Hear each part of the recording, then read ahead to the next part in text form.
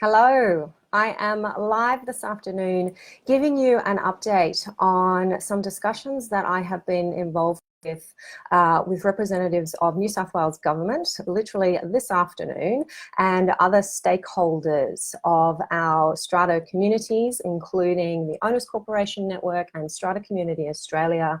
I've been involved in these discussions as a representative of the Australian College of Strata Lawyers, and today was really a forum for us to put on the table all of your questions that you have been sending through to us, your representatives and your industry groups, your membership associations, to make sure that our New South Wales government is aware of what these questions are, what these issues are that we are all facing, unique issues in strata schemes amidst this unprecedented situation.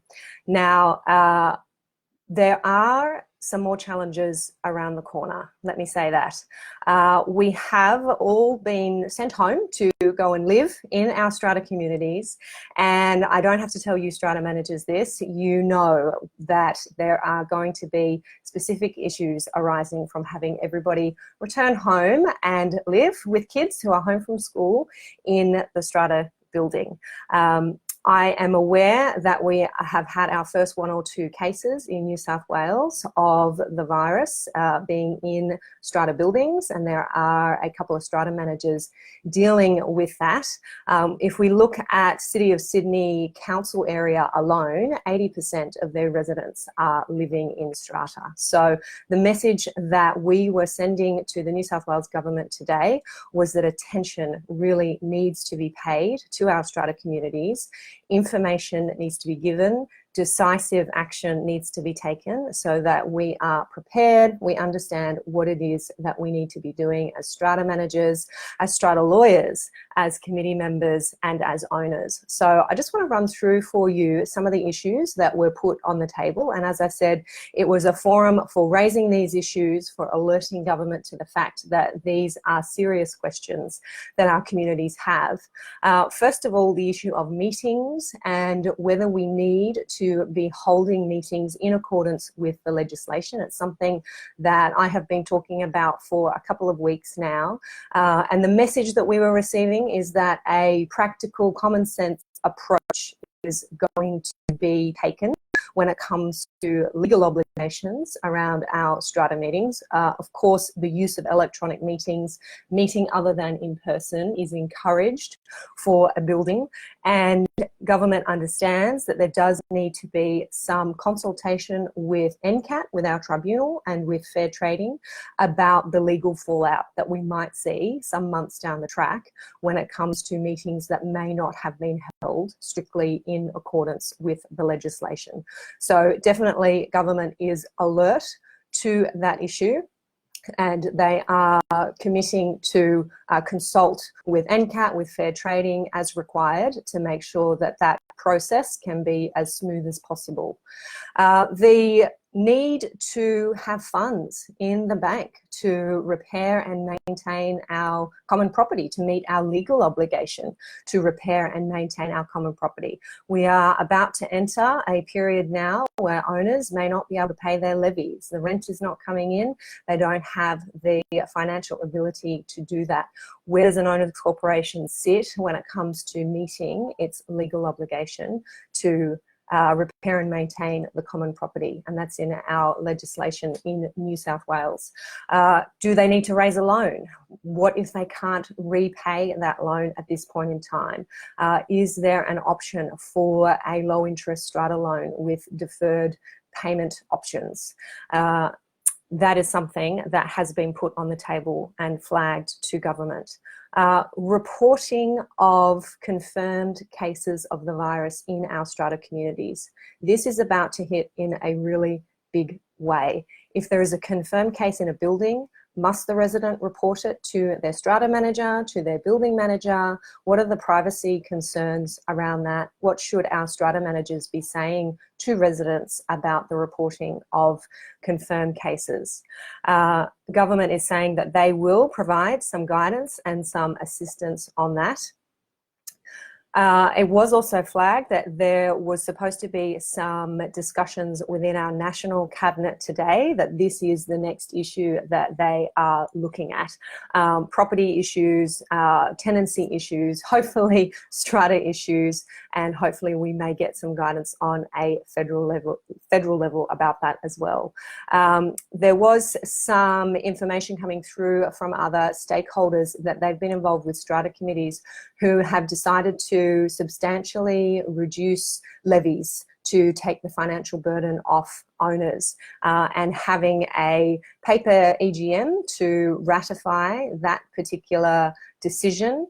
Buildings are taking a proactive approach to reduce levies, and also strata committees meeting and resolving, as they can do in New South Wales, not to charge interest on outstanding levies. Certainly when it comes to levy recovery, when it comes to pursuing unpaid levies, that is not something that owners corporations must do. They can certainly defer that exercise, and strata managers should be liaising with their strata committees to make sure that they receive instructions about what it is the strata committee wants them to do when it comes to unpaid levies. And I would hope that some compassionate approach would be taken by most of our buildings, in that unpaid levies would not be pursued for a period of time, and that interest could be waived by a strata committee resolution.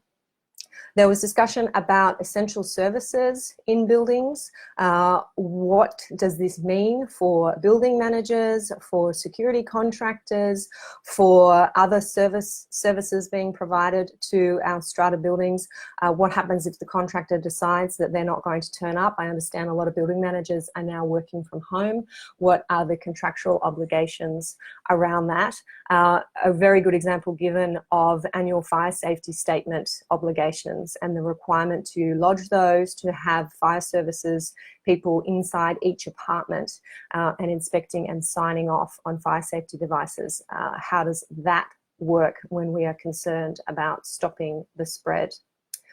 A lot of things to think about, and we were grateful for the opportunity to be able to put those on the table and to receive confirmation that they would be looked into, that they were, we were being listened to, and that the issues were being recognised. A new building that might be in the first 2 years of its life is going through a defects identification period, and perhaps discussions with the original builder and the developer about getting defects fixed, putting reports together. What happens when we can't have contractors go in and inspect apartments to be able to put that report together, and then to meet our very strict legal timeframes when it comes to the legal process of having exercising your statutory warranty rights, enforcing those statutory warranties. If we miss those timeframes because we don't have reports ready in time, what does that mean? Really important question there, something that needs to be considered. This was an opportunity to collaborate, to speak with and hear from others who are in all in the same position, really. We're all in this together. Hear about some issues that we may not have contemplated before, and that we all need to be aware of and alert to, so that we can be doing the best that we can now to prepare for these to be cropping up in our strata communities. I can see a few of you here tuning in. Thank you for being here. It's nice to see you. If you have particular questions about these issues, I just wanted to jump on quickly to alert you to the fact that we are talking about them. We are talking to the right people who can get those answers to our questions, and I am committed to bringing you those answers and keeping you up to date as quickly as I can. This is often the best method to do it, through Facebook and through the Facebook Live. So do keep an eye on the page, and you will be kept as up to date as I am is definitely the plan. There was discussion about identifying, recognizing and helping the vulnerable people who are in our strata communities. So knowing when you have elderly residents, those who are in that 60 plus bracket who we're told are at high risk, do we know who they are, where they are, if they need assistance, either are they isolated, are they unwell, how are we communicating with those people, how are we communicating with the people at high risk, so who may be immunosuppressed or similar. We need to make sure we know who they are and that there has been some contact made to see if they need special assistance, and we can be working with our strata managers to be able to identify those people and communicate with them in a way that that they're able to access. So it was pointed out that almost 50% of elderly people do not have access to the internet. They're watching the television, they're listening to the radio to get their news updates. So is it a letter under the door to ask if they're okay and to provide some telephone contact if they do need some kind of help? So thinking creatively about how we communicate with those people. Querying what the emergency powers are of owners corporation representative to enter into lots in emergency situations.